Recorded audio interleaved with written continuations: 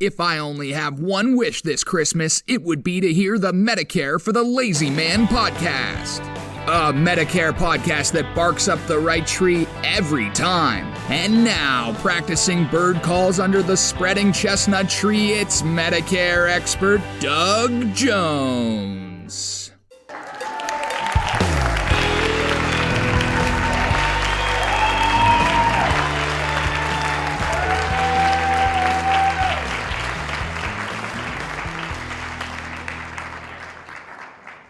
Hello, ladies and gentlemen. Welcome to another thrill-packed episode of the Medicare for the Lazy Man. As my Canadian nephew just told you, I am Doug Jones, your Medicare expert. My Canadian nephew, by the way, is Drew McMillan, and his parents are out here in Arizona with me this week enjoying some, what they thought was going to be warm weather and sunshine. They were going to manufacture some vitamin D. They set aside several days this week just for the purpose of manufacturing vitamin D. And unfortunately for them, it looks like they picked the wrong week to come down to Arizona from Canada. Today, we actually have sunshine available, but it's too cold to be out hanging around manufacturing vitamin D. So I don't know what they're up to today, but I know it's not going to be enjoying the fun in the sun that I promised them months ago when they made these travel arrangements. So I guess I owe them an apology because the weather is likely to be blamed on me. Anyway, one thing that won't be blamed on me if you follow my happy advice is any mistakes that might be made during your transition to Medicare. My goal in life is to have you have a smooth, happy, and confident transition. And the way I do that is to provide you with my written thoughts on Medicare, what it is, what it does, what it shouldn't do, and how you can make sure that you don't make any mistakes when you approach Medicare age or Medicare enrollment time. And my book is very, very reasonably priced. If you were to go to Amazon.com and put in the search window, Medicare for the Lazy Man 2023, make sure you put that number in there because you might get an older version if you don't put the number in.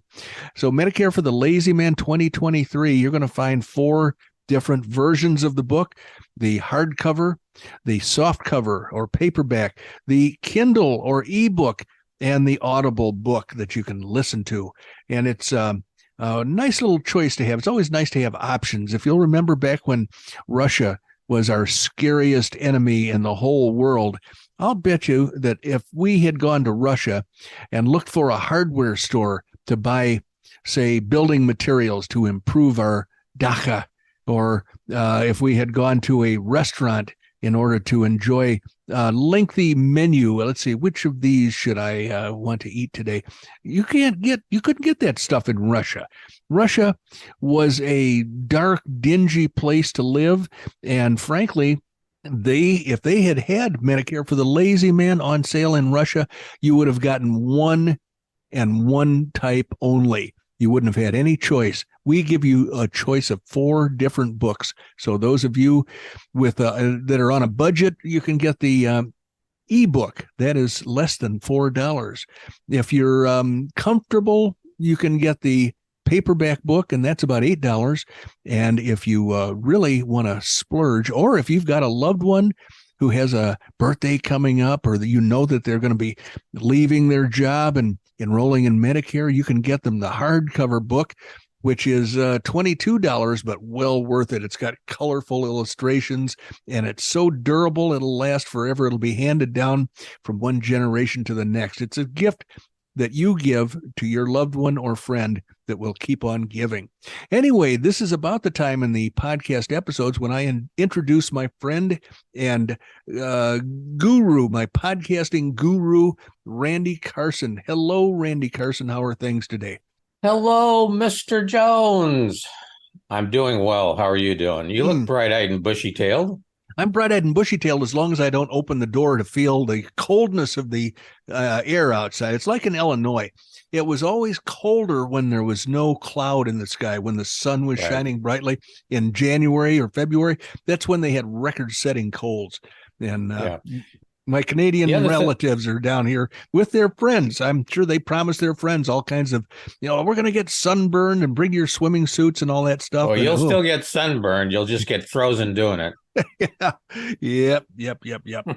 Well, Randy has some activities planned for the end of this. Yes, I episode. do. And apparently he has a co-conspirator that I may have to chastise later on. We'll see. But by the time this episode airs, we're all going to have birthdays because we're so far ahead. So I'm not going to spend a lot of time worrying about it now. I'm going to meet Randy back here at the end of the episode, and we'll see what transpires.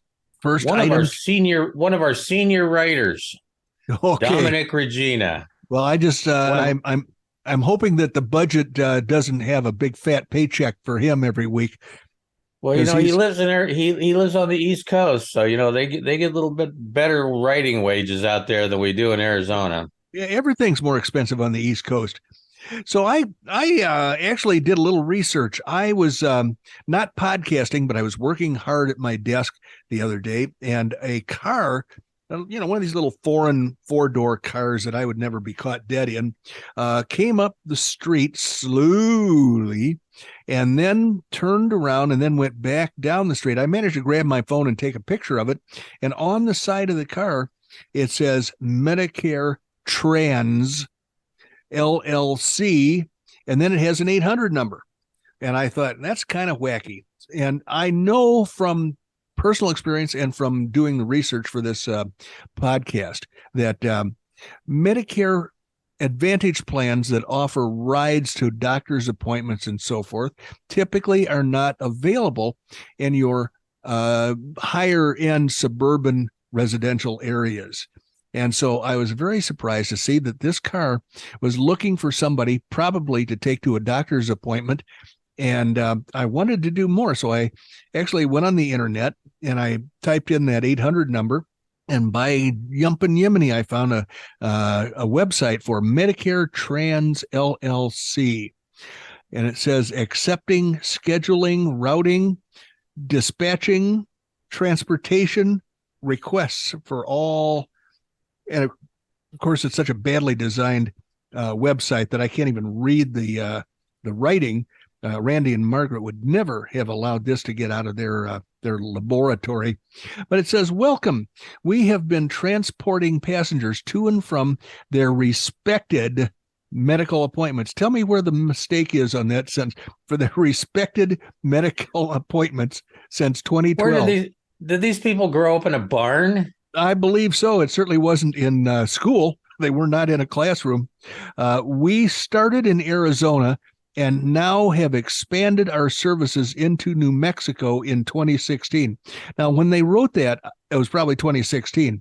Now that it's 2023, you'd think they might go back and revise that sentence a little bit. Then the next sentence is, we are known for our on-time and quality transport services. So they've got two R's, A-R-E. They should have used an O-U-R at the very least. I would have massaged that sentence into something a little more interesting. And it says, please take a look at what and how we handle business. Thank you, in big capital letters.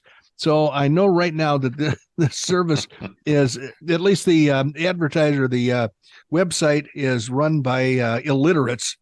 But anyway, somehow they are taking people to doctors' offices and doctors' appointments, and I don't know how they get paid unless it's from the federal government through a Medicare Advantage plan right into the pocket of some Medicare Advantage plan executive who's figured out how to steal money from the Treasury, from the U.S. Treasury.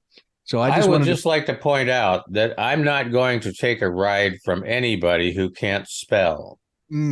Very good. Yes, be sure and test them before you have to get in the car. And frankly, it's been a couple of years. You were in the hospital about this time during COVID City back in 2001, as I recall. So it's been about 2 years since you were released from back into the wild. Yes. I'm glad you came through that without any permanent problems. Yeah, it did its damnedest to try to kill me off, but it missed. Good.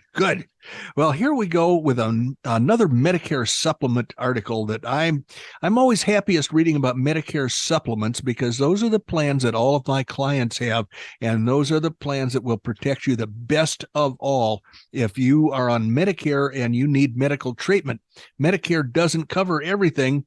It leaves a bunch of holes and gaps, and those gaps can last forever. There is no limit.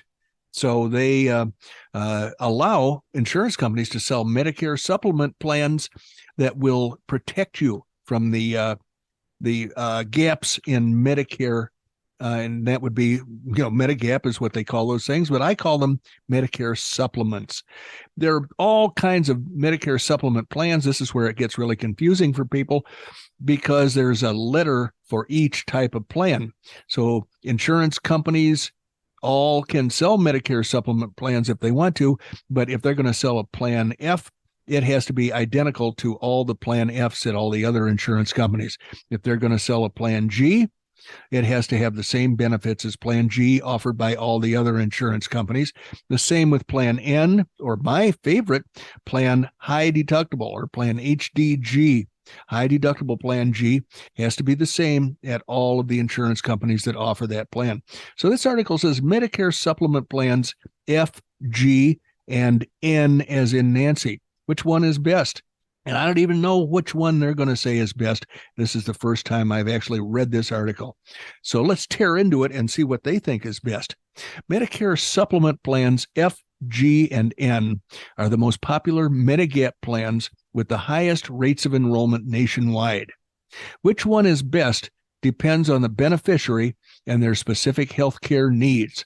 By and large, Plan F is the most popular Medicare supplement plan due to its coverage of more out-of-pocket Medicare costs than any other Medigap plan type.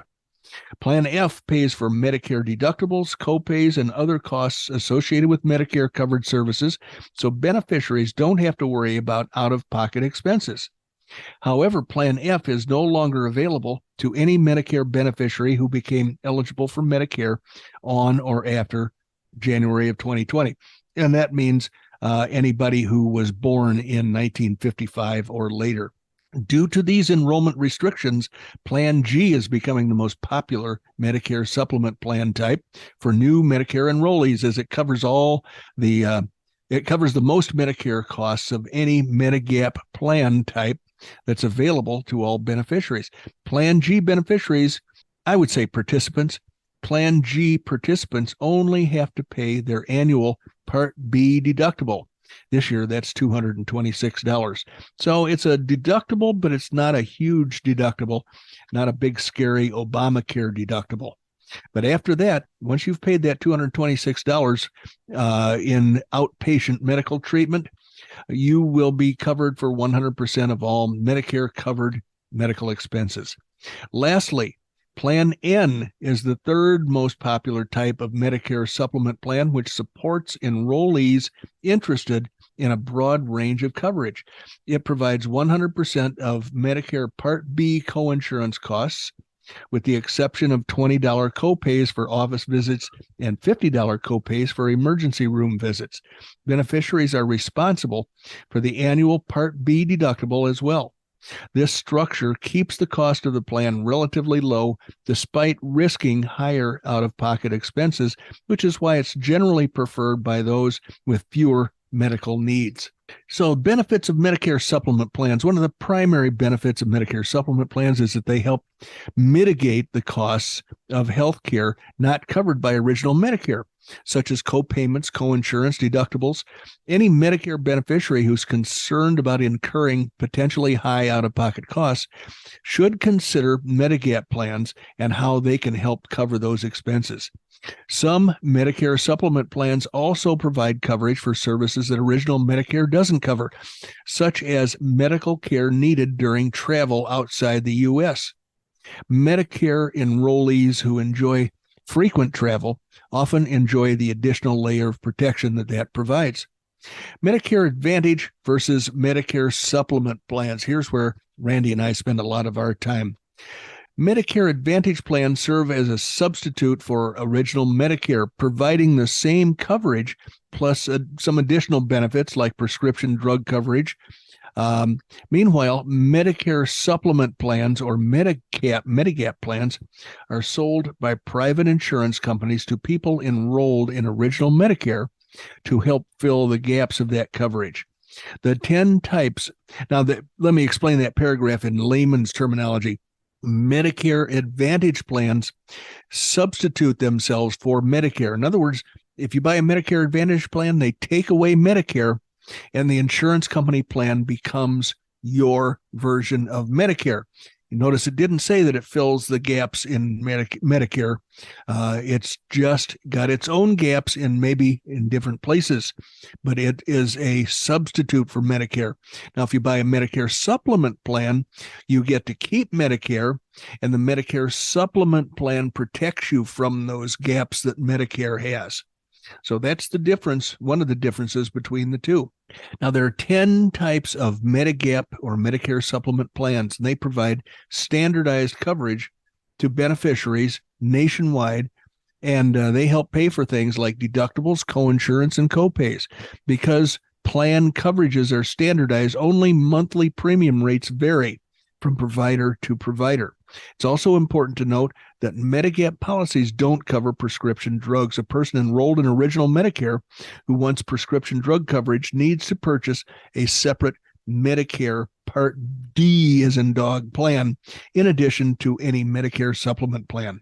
Meanwhile, Medicare Advantage policies are only standardized in that they must provide the same benefits as original Medicare, but that's not really true either. What they have to do is provide actuarially equivalent coverage. They don't have to provide the same benefits.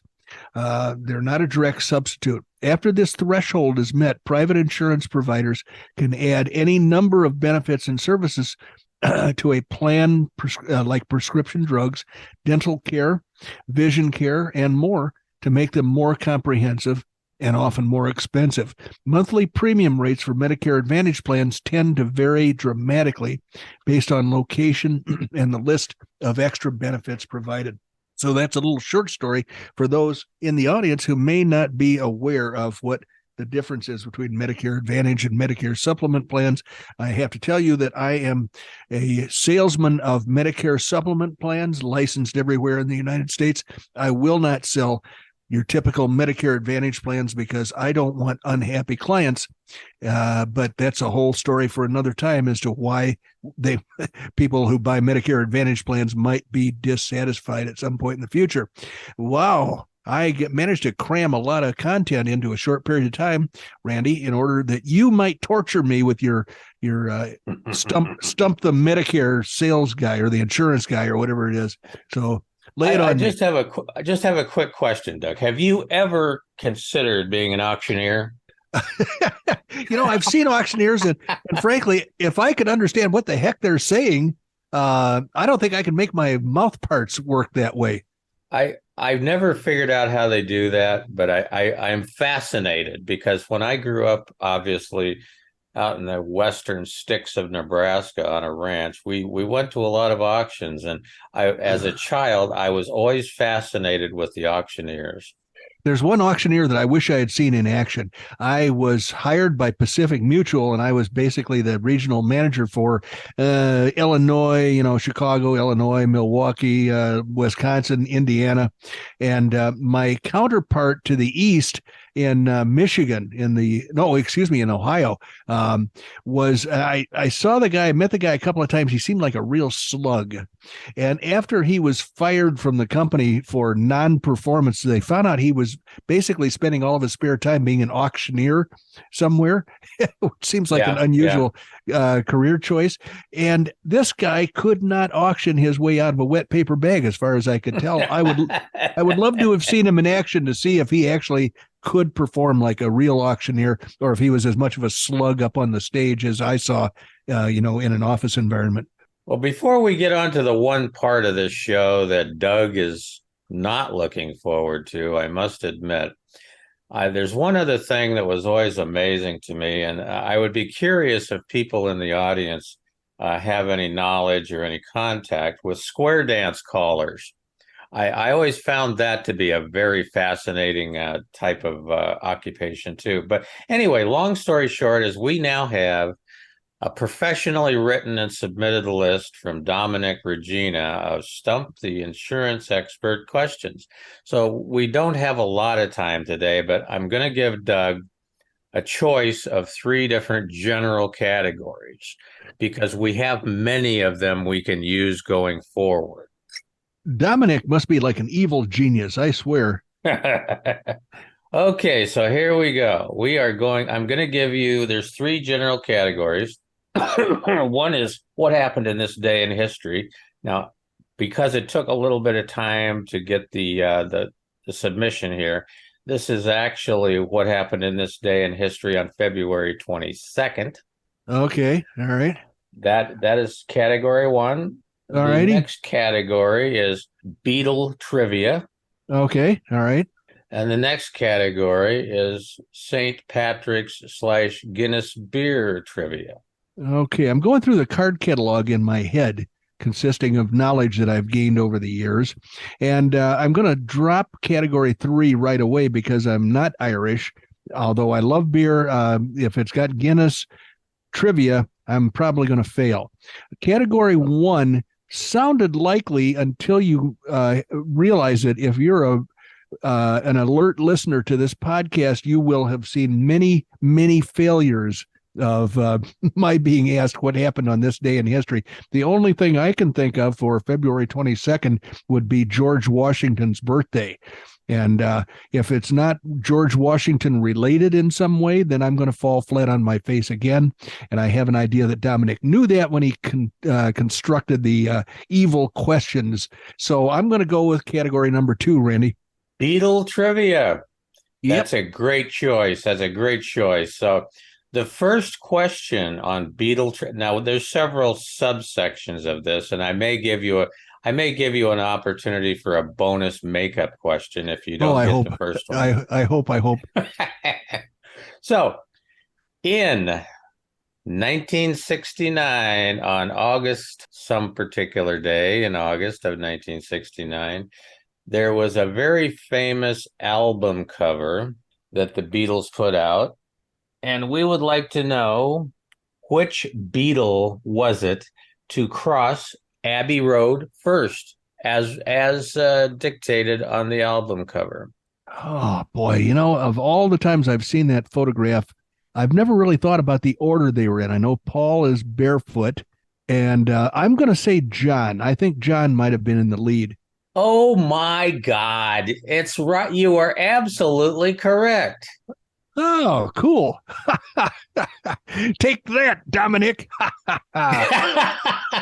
All right, so I'm going to give you one more bonus question because you are on a roll, Mr. Jones. Okie dokie. Okay, so obviously this was taken on Abbey Road, and I would like to know this kind of the logistics of that particular process. What did a British Bobby have to do while that process was ongoing? I'm going to say that he stopped traffic. I think he was holding his arm up in the air to stop traffic, and they were walking across in the crosswalk. Until recently, yes. If you walked in the middle of the block in California, you were going to be cited by an alert police officer. In London, apparently, it was even more, demanding. So they walked across the street in a crosswalk while a bobby stopped the automobile traffic. I'm going to have to give you that one. You are just on a roll today. The details, in addition to what Doug already said, was a bobby held up traffic for 10 minutes as 6 pictures were taken. So they had to go back and forth across the street in order to have more pictures taken. They had to go back and forth across the street 6 times. Now, if you know this one, you are my hero as related to Beatle trivia. Okay, the photograph was taken on what day and date in 1969? Okay, I'm going to put a bullet in my brain right now because there's no way. I wouldn't even have known it was 1969 to tell you the truth. So I'm going to plead ignorance and throw myself on the mercy of the court. Well, I'm going to give it to you anyway because you just did absolutely awesome today, Doug. The actual photograph that was used on the album cover was taken on Friday, August the 8th of 1969. Okay, now what's the significance of that? Should I know that date is memorable for any other reason? That was the day they took the album cover Okay, pictures. it wasn't the date the hood was No. sunk and night. Okay, well, No, it had nothing to relate that to other than the fact that was the day that the pictures were taken. And again, I thank Dominick. This was an awesome submission. I have to take my hat off to Doug because he absolutely nailed it. yeah, And nice try, guess Dominick. what? We are out of our 75 cents worth of time, so we need to go ahead and land the plane here. Bring the bus into the station, and but there's a few little things I always like to take care of before we leave. Again, in case you haven't really discovered the fact, Doug is a nationwide licensed agent. He can help you nationwide on all your Medicare supplement needs and drug plans. Also, you can reach out to him, and he loves this. He gets up every morning with a bright smile on his face, hoping that he will get some information, some contact, some letters at dbj@mlmmailbag.com. As I said last episode, we're making a few, I think, awesome changes to MedicareForTheLazyMan.com website. But in the meantime, if you can find someplace to rank us on a podcast rating board or the book, and if you could give us 5 stars, we would be ever so grateful and really excited. But for today, let's go ahead and sign off. You have just spent about 32 and a half minutes with Doug Jones, the insurance guy from Oklahoma originally. No more. He's camping out in Cave Creek, Arizona, up in the high altitudes. I think last episode we were about 12,000 feet. He's gotten higher since then. We're at about 14,500 today in his fortress of solitude. Goodbye, ladies and gentlemen, and suck it, Dominick.